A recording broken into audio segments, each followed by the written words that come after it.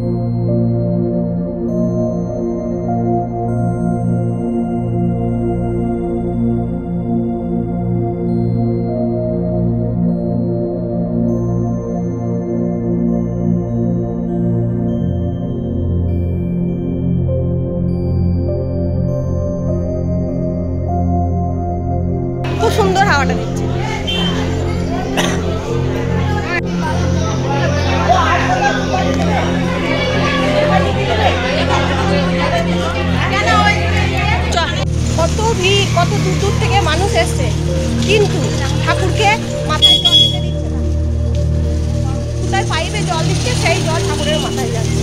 মানুষ এত কষ্ট করে আসছে, উপোস করছে, হেঁটে আসছে, বাকি করে জল নিয়ে আসছে, ঠাকুরের মাথায় ঢালতে দিচ্ছে। এই সিস্টেমটা একদমই ভালো নয়। যদি ঠাকুরের মাথায় জল দিতেই না পায়, এত দূরে আসার কি মানে? যেখানে পাবে সেখানে যাবে না। তো আমাদের দেওয়া হয়ে গেছে, চললাম।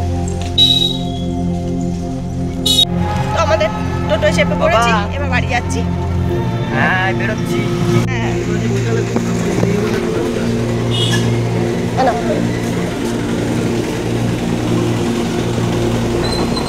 সাবুটা ভিজিয়ে রেখেছি সকালে। এখনকার সাবু না ভিজালে মাথায় পাথরের মতন একদম মাথা ফেটে যাবে, তবু সাবু ভিজবে না। সাবু ভিজে চিনি, কলা আর এই মাত্র দুধ দিয়ে গেলে এখান থেকে একটু দুধ নেবো।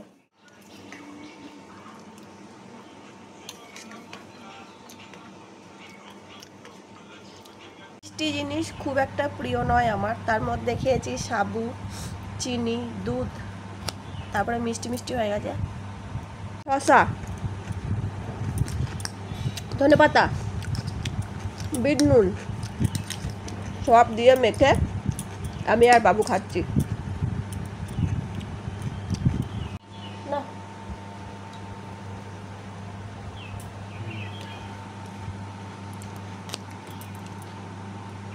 মাত্র লঙ্কা ইচ্ছে করে চিবি চিবি খেলাম, মুখটা মিষ্টি মিষ্টি হয়ে গেছে।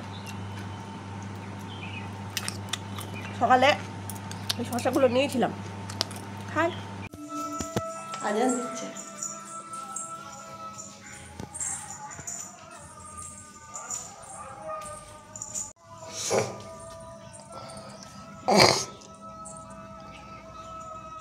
ওমা এইটা খুলতে পারো তুমি? এটা খুলতে পারলে লাগানো ব্যাপারটা। ওকে জোরে ধরে আছে। আর আমাদের এই কলটা জানো ভেঙে গেছে, দুদিন ধরে জলই বার করতে পারছি না, লেগে গেছে, মানে কল এনেও লাগাতে পারছি না। আর এ খালি পায়ে পায়ে ঘুরছে। দেখো এই ঝাঁটাটা নাকি ওর, ও এর ভেতর ঢুকে বসে খেলা করে, সব কাঠি পাত্র ভেঙে দিয়েছে। এই দেখো ঝাঁটাটা ওর, কাউকে হাত দিতে দেবে না, এটা লুকুনোর জায়গা।